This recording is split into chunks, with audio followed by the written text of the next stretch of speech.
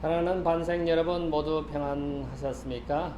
오늘은 제8가 보이지 않는 자를 봄이라고 하는 제목으로 함께 작년 교과 공부를 하도록 하겠습니다. 여러분 제7과에서 뭘 공부했는지 여러분 혹시 기억하십니까? 불멸의 소망이라고 하는 제목으로 우리가 살펴보았죠. 불멸의 소망이 무엇입니까?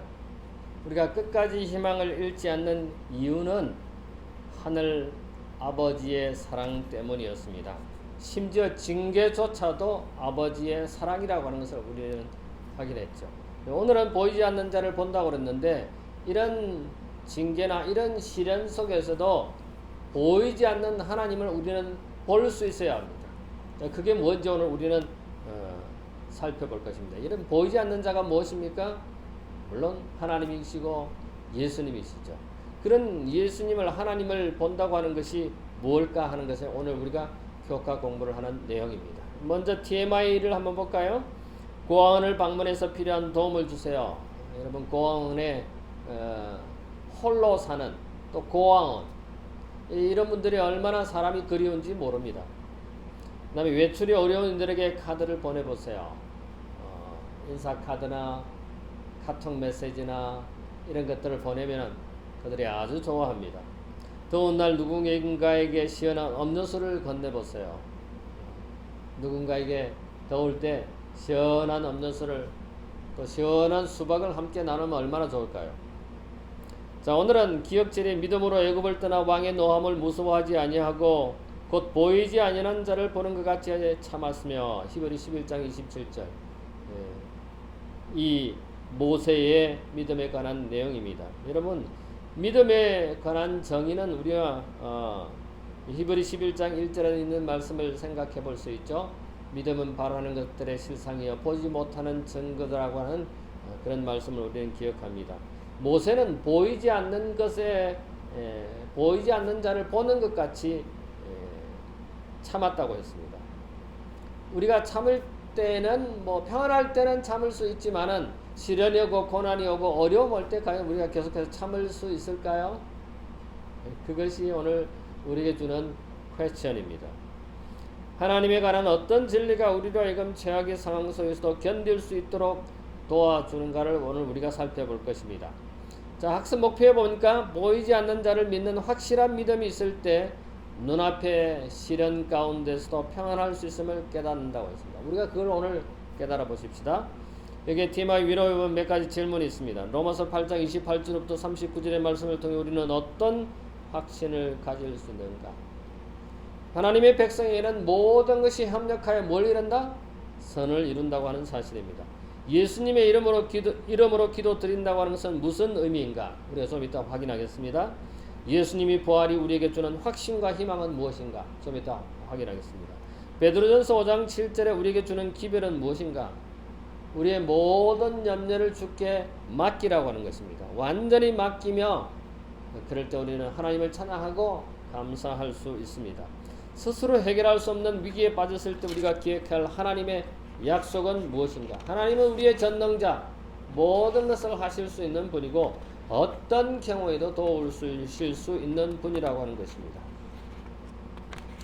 우리가 하나님께 간절히 구할 때 하나님께서 우리를 도우시겠다고 약속한 사실을 잊지 않게 되기를 바랍니다. 첫째 날 우리 아버지의 풍성하십니다. 우리 아버지의 무엇이 풍성하신가? 여기 보니까 하나님의 선하심을 의심케 하는 경우가 두 가지가 있는데 하나는 우리가 무언가를 간절히 원하고 있을 때 하나님이 원하는 것은 또 다른 것이 맞지 않았을 때 우리가 원하는가 하나님과 원하는 게 맞지 않았을 때 우리는 하나님을 의심하게 됩니다. 두 번째로는 우리의 경험이 우리가 믿는 것과 충돌할 때 내가 지금 경험하고 있는 것들이 우리가 믿는 그런 것과 충돌할 때 반대될 때 우리는 하나님의 선하심을 의심하게 됩니다. 그럼에도 불구하고 우리는 우리의 믿음을 활용해야 되겠지요. 로마서 8장 28절로 39절에 보니까 우리를 향한 하나님의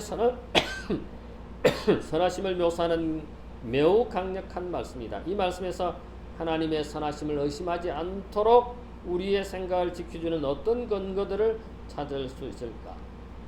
하나님의 뜻대로 부르심을 입은 자는 모든 것이 합력하여 뭘 이룬다?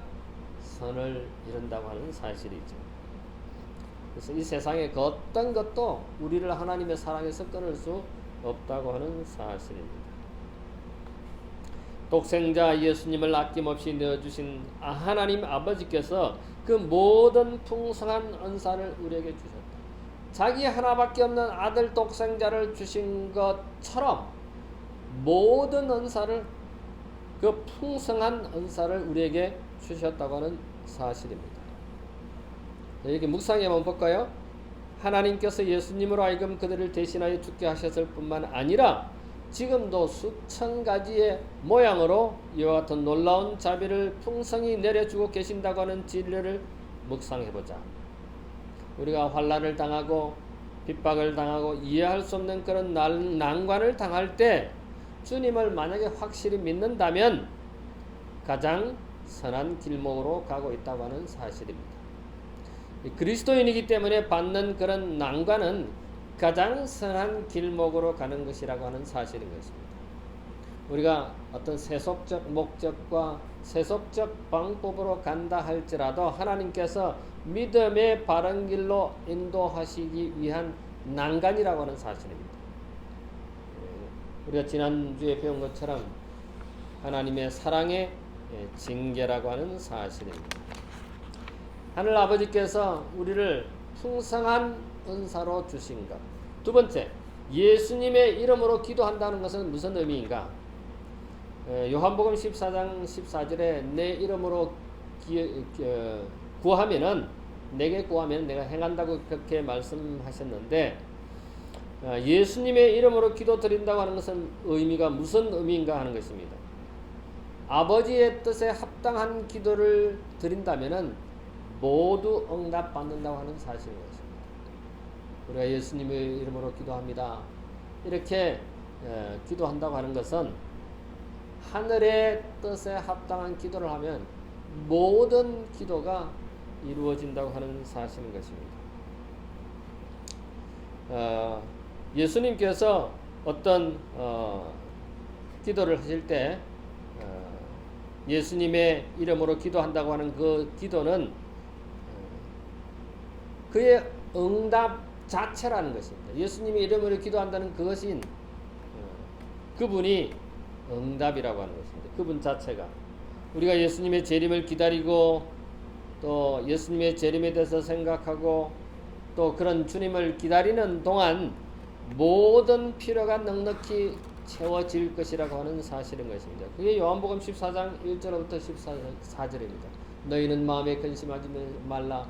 하나님을 믿으니 또 나를 믿어라. 내가 너희를 위하여 처소를 예비하다 하늘에 가서 처소가 예비되면 나 있는 곳에 너희도 있게 하리라고 약속하신 그 주님을 생각한다면은, 주님이 그런 약속을 하신다면은 그 날이 오기까지 주님이 우리를 돌보신다고 하는 사실입니다. 그러므로 우리가 예수님의 이름으로 기도한다고 하는 것은 아주 놀라운 기적을 가져다 주는 것입니다. 셋째 날입니다. 부활의 능력입니다. 부활은 인간이 얼마나 무능력한 존재인지를 적나라하게 나타내 보여주는 것입니다. 우리가 예수님의 생애와 또 예수님의 죽음과 예수님의 부활에 관해 생각할 때 과연 그 예수님의 부활과 또 죽음이 또 그분의 생애가 하나님과 우리를 올바른 관계를 갖도록 한 사실임을 생각하게 하는 것입니다. 법적인 관계, 즉 하나님과 하나님의 백성과의 관계가 형성이 되는 것이고, 구원에 있어서 특별한 측면을 제공해주고, 또 우리도 언젠가는 부활할 것이라고 하는 사실을 보여주기 때문만은 아닙니다. 뿐만 아니라 예수님께서 부활하심으로 예수님이 하늘 아버지 우편에 앉으시는 그런 권세 자리에 앉는 것을 우리는 다시 한번 확인하게 됩니다. 자, 에베소 1장 18절로 23절에 보면 바울은 하나님의 능력에 대해서 말합니다. 이 구절은 부활의 능력에 관해 우리에게 무엇을 가르쳐 주는가? 부활을 믿는 자들이 부활한다고 하는 소망을 가지는 것입니다. 예수님이 부활하신다고 하는 그 사실을 믿는다면 우리도 죽음에서 부활할 것이라고 하는 것을 분명히 우리에게 알려주는 것입니다. 여기에 에베소 교인들에게 사도 바울이 올바른 사실을 깨닫도록 한 것이 있는데, 첫 번째, 그의 부르심의 소망과 그의 기업의 영광의 풍성함이 무엇인지를 에베소 1장 18절에 말씀하시고, 두 번째 에베소 1장 19절에 우리에게 베푸신 능력의 지극히 크심이 어떠한 것인지를 알게 되기를 기도한 것입니다. 바울은 이 능력이 얼마나 놀라운 것인지 묘사하고 있는데, 예수님이 죽은 자들 가운데서 다시 살려냈을 뿐만 아니라 예수님을 아버지의 권능의 우편에 앉게 하신 것 같은 그런 능력을 말하는 것입니다.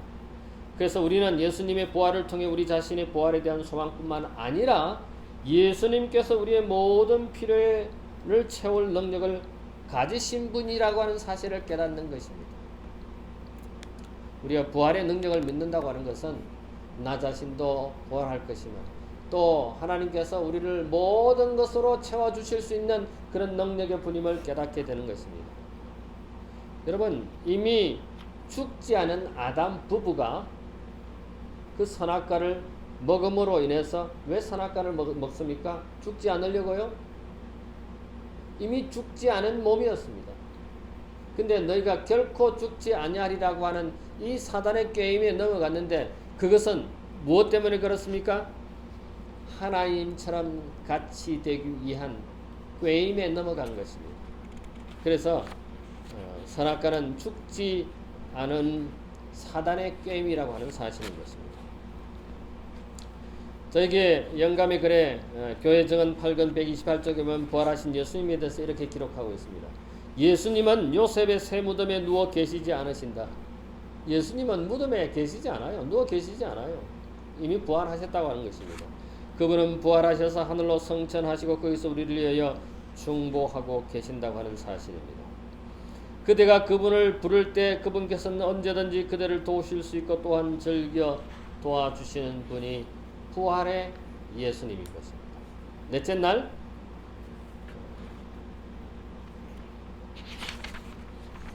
넷째 날, 우리의 모든 염려를 내어 맡긴 것입니다. 여기에 우리의 삶이 완전히 엉클어지고 또 복잡해졌을 때 하나님께서 그 매듭을 푸시도록 우리가 그분에게 맡겨드려야 합니다. 왜냐하면 하나님께서 일하시기를 갈망하시기 때문입니다. 우리가 어떤 문제를 우리 스스로 해결하려고 그 매듭을 풀려고 노력하지만은, 그러나 하나님께서 개입하셔서 그 일을 그 매듭을 풀기를 원하시는 것입니다. 그러므로 우리는 하나님께 맡겨드리는 것이 우리의 올바른 태도라고 할 수 있겠죠. 여기 베드로전서 5장 7절에 보니까 베드로는 시편 55편 22절을 인용하고 있는데, 우리를 위한 어떤 기별이 여기에 있느냐 하는 것입니다. 너희 염려를 다 누구에게 맡겨라? 다 주님께 맡겨라. 그가 너희를 돌아볼 것이라고 했습니다. 우리의 모든 염려를 다 주께 맡기면은 그분께서 우리를 돌보신다고 하는 사실인 것입니다. 염려를 맡겨버리라고 하는 말은 골치 아픈 그런 염려들을 던져버림으로 더 이상 붙잡고 있지 말라는 뜻인 것입니다. 그렇다고 해서 아무데나 아무 것이라도 던져버리는 것이 아닌 것입니다. 근심의 원인은 어떤 과중한 업무나 스트레스나 예상하지 못한 비난이나 내가 사람들에게 필요하지 않을 뿐만 아니라 사랑받지 못한다고 느낄 때, 또는 재정적인 염려나 또 하나님 보시기에 내가 부족한 것 같고 또 용서받지 못한 것이기 때문에 이런 근심을, 스트레스를 받을 수가 있습니다. 이것은 우리 스스로가 그 문제를 해결하려고 할 때, 우리 스스로가 그 문제를 바라봤을 때 그러는 것입니다. 그러나 그 모든 근심을, 그 모든 문제를 여호와께 맡기자고 하는 것입니다. 기도할 수 있는데 왜 우리는 염려하는가? 능력의 주님께서, 전능자 주님께서 모든 매듭을 풀 수 있는 하나님이 계시는데 왜 그 매듭을 우리가 풀려고 하는 거죠? 그저 하나님께 기도하고 하나님께 맡기자고 하는 것입니다. 여러분, 이스라엘 백성들이 홍해 앞에 두려워했습니다. 그런데 출애굽기 14장 13절에 보면은 두려워 말라. 모세가 뭐라고 말합니까? 하나님께서 너희를 어떻게 구원하시는지를 바라보라고 했습니다. 오늘 우리의 삶을 하나님께 전적으로 맡길 때 하나님의 역사가 일어날 것을 우리는 확신합니다. 삶의 수많은 문제들을 앞에 두고 우리가 염려하지 않아도 되는 이유는 무엇입니까? 염려는 문제를 해결하는 방법이 아님을 우리는 압니다. 우리의 정신과 마음을 괴롭힐 뿐입니다. 그런데 우리가 주님께 다 맡겨버릴 때 주님이 그것을 담당하신다고 하는 사실입니다. 그대로 하여금 걱정하게 하는 것들은 무엇입니까? 우리를 걱정하게 하는 것이 무엇입니까? 여러분 개개인이 걱정하는 것이 무엇입니까? 그 문제가 얼마나 심각한지와 상관없이 하나님께서 그 문제를 해결한 게 어렵다고 생각하십니까? 우리를 창조하신 하나님, 전능하신 하나님, 수천 가지 방법으로 우리에게 해결을 해 주실 분이 계시다고 하는 사실을 잊지 말게 되기를 바랍니다. 염려를 하나님께 맡겨라. 정로의 계단 122쪽에 보면 그대 염려를 하나님께 맡기고 침착하게 기쁨 가운데 있을 것이다. 그리고 그대의 사건들을 신중히 처리할 지혜를 얻게 하여 기도하라. 그리고 그대의 최선을 다하라. 우리의 전능자께서 우리를 돌봐주실 것입니다. 다섯째 날, 하나님을 볼 수 없어도 신실히 행한다. 하나님께서 우리 형편을 잘 알지 못하시고 관심조차 두시지 않으신다는 생각을 우리를 더욱 비참하게 만든다. 우리 하나님이 졸고 계시는가요?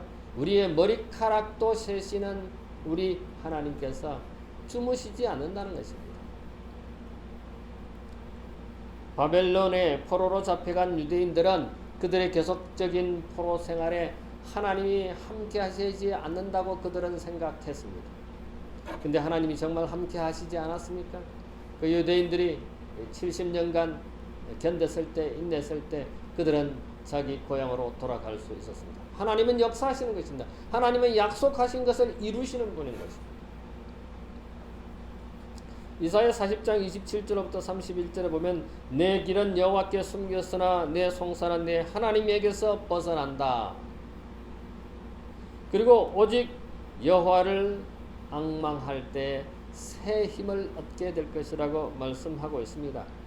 우리의 사정이 하나님으로부터 숨겨졌다고 생각하는 또 다른 무리를 우리는 에스더에서 발견하게 됩니다. 에스더 책에서는 사실은 하나님이 한 번도 여호와라고 하는 이름이 한 번도 언급되지 않습니다. 사실 에스더와 아가스가 여호와 이름이 언급되지 않는 유희한 두 권의 성경 책입니다. 하나님의 이름 여호와가 없다고 해서 정말 하나님의 능력이 없습니까? 우리 눈에 하나님이 보이지 않는다고 해서 하나님의 그 전능자를 우리가 무시합니까? 관심을 두지 않는 것입니까? 하나님께서는 여전히 우리를 위해서 신실히 행하시고 일하시고 역사하시고 계시다고 하는 사실을 잊지 않는 여러분과 제가 되기를 간절히 바랍니다. 마지막 날, 여섯째 날 선지자 왕에 있는 말씀입니다. 하나님께서 구하는 자들에게 성령을 주시겠다고 말씀하시지 않았는가? 그리고 이 성령님은 실제적이고 참된 인도자가 아니십니다. 그래서 우리는 성령 하나님께 기도해야 됩니다.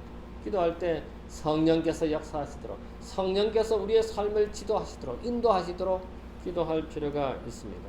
성령께서 어떻게 그분의 계획과 섭리를 이행하신지를 바르게 깨닫도록 이끌어 주심을 믿어야 된다고 엘렌 G. 화이트는 우리에게 강조하고 있습니다. 교회적인 3권 555쪽에 보면 의심과 반대의 세력으로 더불어 투쟁하는 중에 믿음으로는 굳건하게 자란다. 이러한 시련을 통해서 얻은 체험은 가장 값비싼 진주보다 더욱 가치가 있다고 했습니다. 자, 여기에 질문이 몇 가지가 있습니다. 우리가 눈으로 보지 못하지만 믿는 것에는 어떤 것들이 있는가? 우리에게 시력이 미치지 않지만 실제로 존재하는 것에는 어떤 것들이 있는가? 이러한 사실들은 우리로 하여금 보이지 않는 분을 보는 것 같이 한다는 말의 의미를 이해하는 데 도움이 되는가? 추상적인 것들은 우리가 어떤 것으로 생각해 볼 수 있습니까? 은혜라든지 미움이라든지 이런 것을 생각해 볼 수 있고, 또 바이러스, 또 우주, 역사적인 것, 이런 것들을 우리가 어떻게 할 수 있습니까? 그것은 구체적으로 기록해 놓은 과학자들에서, 누군가가 기록한 역사가들에서 우리는 그것을 알게 되고 믿는 것입니다. 그런데 하나님의 말씀을 위대한 하나님께서 기록해 놓은 것을 우리가 믿지 않는다면 얼마나 슬픈 일이겠습니까? 성경은 하나님의 존재를 믿게끔 하는 하나님의 말씀인 것입니다. 두 번째, 하나님께서 도우시는 방법이 비록 내가 원치 않는 방법이라고 할지라도 하나님의 길을 신뢰하기에 우리는 어떤 노력을 해야 할까요? 그대로 믿고 인내하고 따르는 것이 우리가 해야 할 일이죠. 그 다음에 세 번째, 우리의 관점에서 보기에 끔찍한 결과를 마주한 사람들이나 성도들을 본 적이 있을 것이다. 간절한 기도와 최선의 노력에도 불구하고 최악의 결과가 나타난 것이다. 이와 같은 상황을 이번 주 교과에 비추어 어떻게 이해할 수 있는가? 이 세상은 사탄의 왕국입니다. 그러므로 끔찍한 일이 일어납니다. 그러나 우리가 하나님께서 분명히 계시다고 하는 사실을 잊지 않는, 전능자가 계신다고 하는 사실을, 예수님이 계시다고 하는 사실을 우리는 잊지 말아야 할 것입니다. 우리는 이번 주 보이지 않는 자를 보는 것, 우리가 예수님의 이름으로 기도하고 예수님께 우리의 문제를 아뢰고 성령 하나님의 지도하심을 구함을 통해서 하나님께서 역사하시는 것을 우리는 분명히 확인했습니다. 여러분과 제가 그런 위대한 하나님을, 위대한 주님을 신뢰하고 주님께 우리의 문제를 전적으로 맡기고 우리의 할 일을 최선을 다해서 살아가는 여러분과 제가 되기를 간절히 바랍니다. 우리가 다음 주는 제9가 찬양하는 삶입니다. 찬양이 무엇이고 찬양이 어떤 결과를 가져오고 찬양이 어떤 기적을 가져오는지 다음 한 주간 동안 교과 근무를 잘 연구하심으로 큰 유익을 얻는 여러분과 제가 되기를 간절히 바랍니다. 잠시 머리를 숙일까요? 고마우신 우리들의 하늘아버지, 주님이 계셔서 참 감사합니다. 전능하신 하나님이 계신 것을, 그런 하나님의 자녀가 된 것을 인하여 참으로 감사합니다. 우리의 다가오는 또 한 주간도 하나님의 은혜 가운데 하나님을 의지하고 하나님의 역사를 경험하며 또 우리가 하나님을 찬양하는 삶을 통해서 하나님께 영광 돌리며 그 찬양이 기적을 가져오는 그 기적을 맛보는 우리 모든 반생들 되도록 인도해 주시옵소서. 예수님 이름으로 기도하옵나이다. 아멘.